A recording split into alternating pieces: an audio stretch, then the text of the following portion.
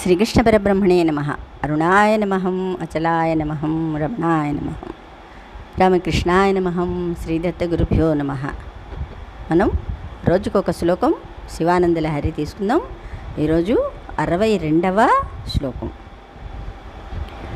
ఆనందాశ్రుభిరాతనోతి పులకం నైర్మల్యతశ్చాదనం వాచా సంకముఖస్థితైశ్చ జఠరాపూర్తిం చరిత్రామృతై రుద్రాక్షైర్భసితేన తేన వపుషో రక్షాం భవద్భావనా పర్యంకే వినివేశ్య భక్తిజననీ భక్తార్భకం రక్షతి.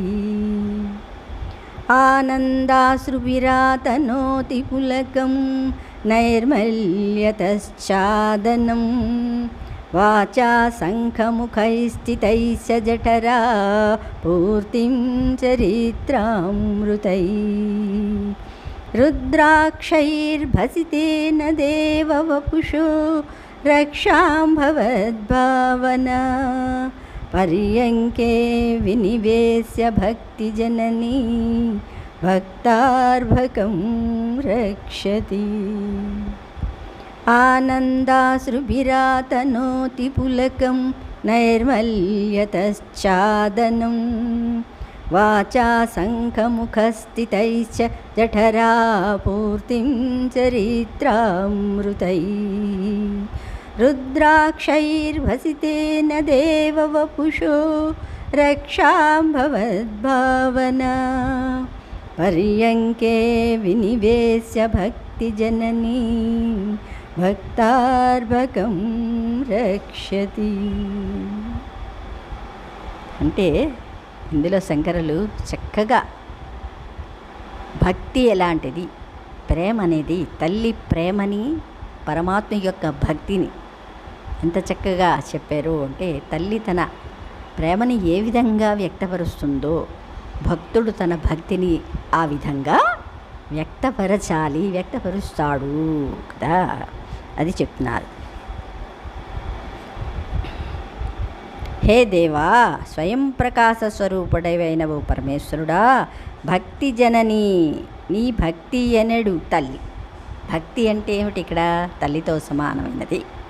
అంటే అది ఎంత జాగ్రత్తగా నిన్ను కాపాడుతుందో కదా, తల్లిలాగా కాపాడుతుంది అన్నమాట భక్తి. అందుకని భక్తి జనని అన్నారు. భక్తి అనడు తల్లి ఆనందాశ్రుభి, ఆనంద భాష్పముల చేత పులకం రోమాంచకమును ఆతనోతి విస్తరింపజేయును. భక్తి వచ్చినప్పుడు కళ్ళలోంచి నీళ్లు ఆనంద భాష్పాలు అలుతాయి కదా, అప్పుడు ఒళ్ళు పులకరిస్తుంది కదా. ఏమిటి? పరమాత్మ భజన చేస్తున్నప్పుడు పరమాత్మలో ఆ ధ్యానంలో ఉన్నప్పుడు నీకు తెలియకుండానే అశ్రువులు అంటే ఆనందాశ్రువులు వస్తాయి, ఒళ్ళు పులకించిపోతుందన్నమాట. ఏంటి? ఆనందంతో రెండు విధాలుగా అక్కడ వ్యక్తమవుతుంది. ఆనందానికి చిహ్నాలన్నమాట. విస్తరింపజేయును. నైర్మల్యత అంటే నిర్మలత్వము చేత, ఛాదనం అంటే ఆతనోతి అంటే ఈగలు దోమలు చలి మొదలగు బాధ లేకుండా.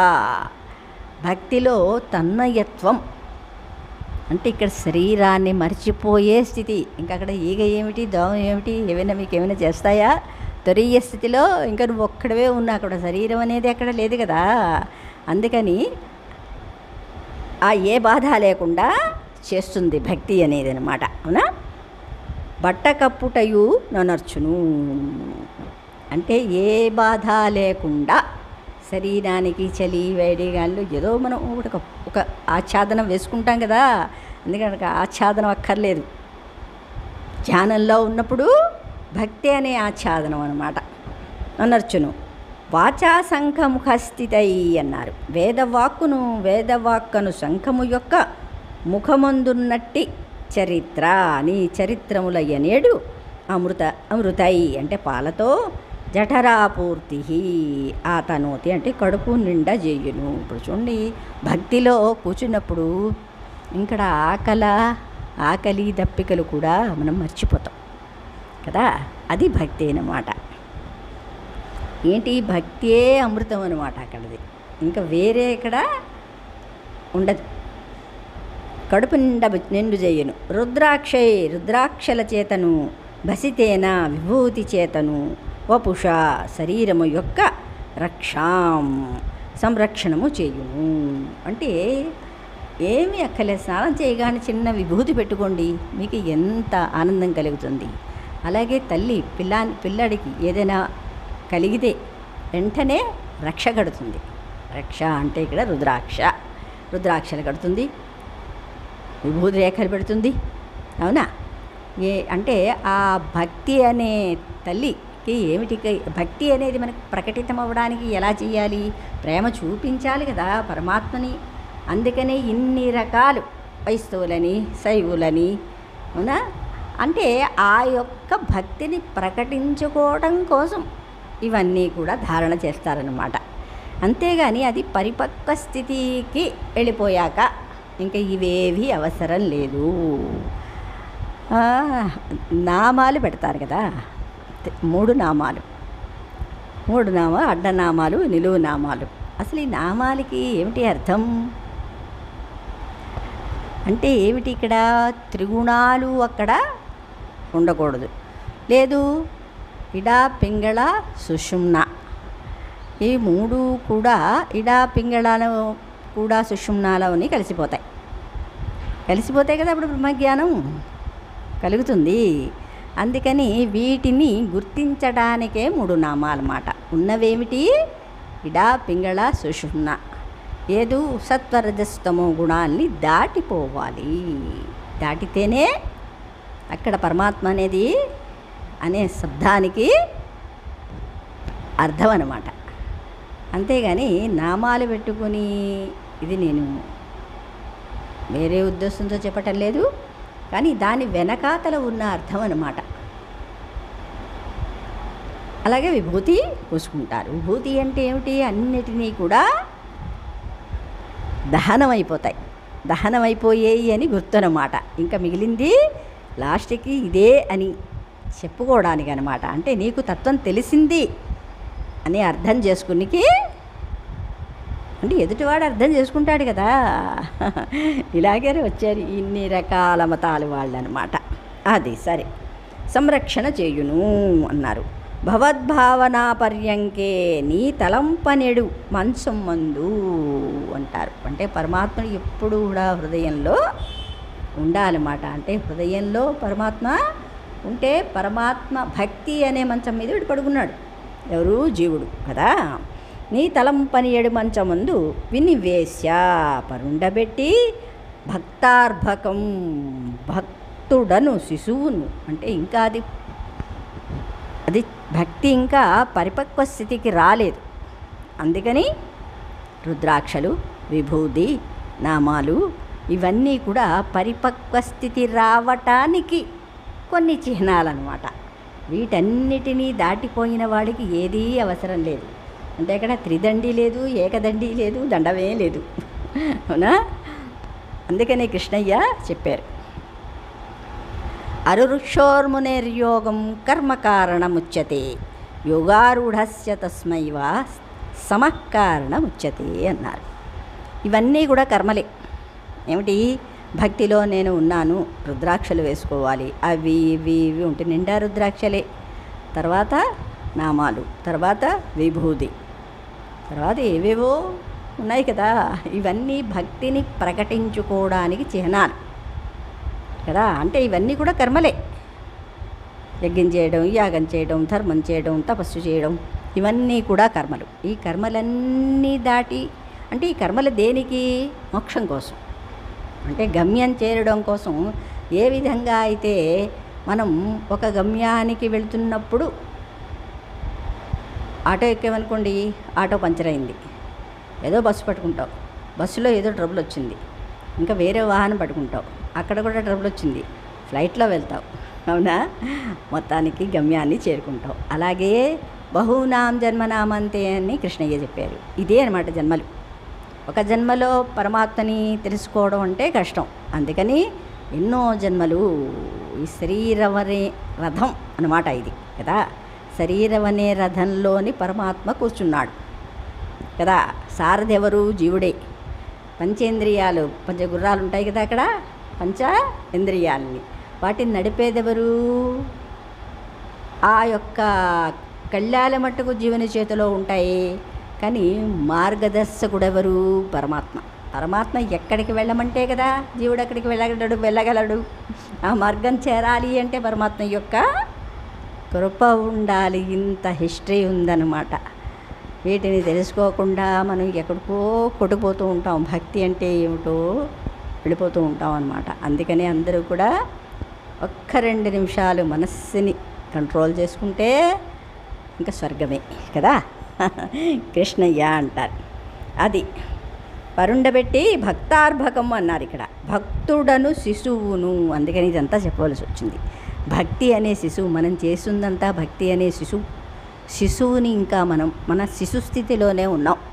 అంటే బాల్యంలోనే ఇంకా ఉన్నాం అన్నమాట. భక్తి అనే బాల్యం ఇది పరిపక్వత చెందాలి అంటే ఇంకా చాలా చేయాల్సి ఉంటుంది. రక్షతి, కాపాడును, కానీ అది రక్షిస్తుంది కదా. చూడు మరి ఇప్పుడు గురువులు అందరి వీళ్ళని ఎవరైనా ఏమైనా చేయగలరా?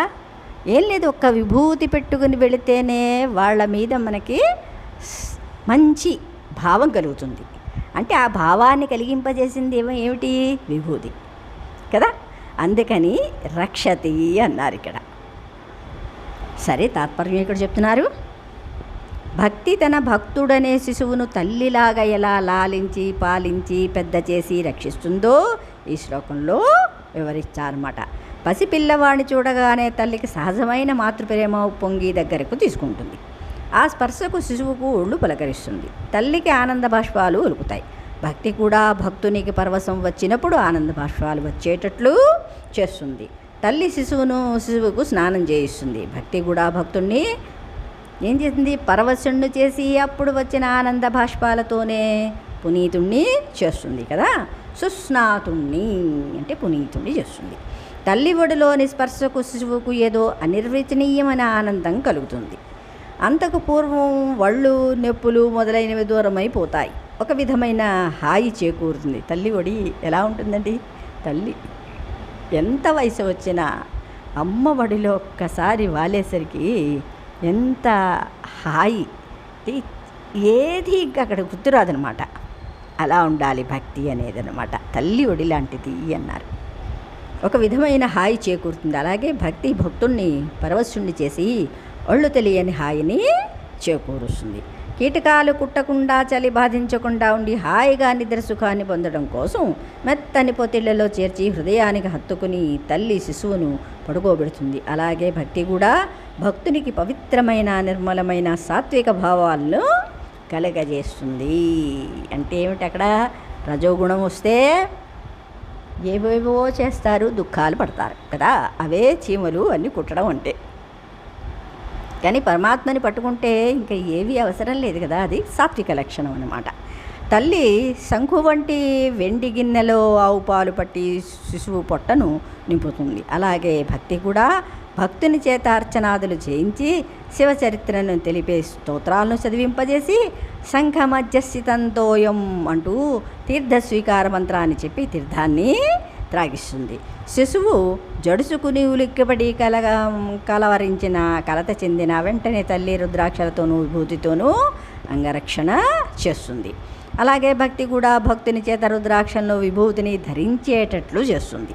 తల్లి శిశువును ఉయ్యాలో పరుండపెట్టి ఆనంద భైరవి లాంటి రాగాలతో జోలపాట పాడి నిద్రపుచ్చుతుంది. అలాగే భక్తి కూడా భక్తుణ్ణి శివధ్యానమనే ఉయ్యాలో మనస్సును లీనం చేయిస్తుంది. ఈ విధంగా తల్లి శిశువును లాలించి పాలించి పోషించి రక్షించున్నట్లు భక్తి కూడా భక్తుణ్ణి ఆదుకొని ఆదరించి అన్ని విధాలా రక్షిస్తుంది. కాబట్టి శిశువుకు తల్లి లాలన పాలన ఎంత అవసరమో భక్తునికి భక్తి అంతే అవసరం అని శంకర్లు ఈ శ్లోకంలో చెప్పారు. ఇక్కడ ఎన్ని గంటలు మనం పూజ చేస్తున్నాము అని కాదు, ఎంతసేపు పరమాత్మని మీద నీ మనస్సు ఉంది. నీ మనస్సు పూజా ద్రవ్యాల మీద కాకుండా పరమాత్మనే ఎంతసేపు స్తుతిస్తుందో అంటే ఇక్కడ వాచిక మానసిక శారీరక 3 ఒక్కలాగా నడవాలన్నమాట. అలాగా భక్తిని గురించి చెప్పారు. శ్రీకృష్ణ పరబ్రహ్మణే నమః.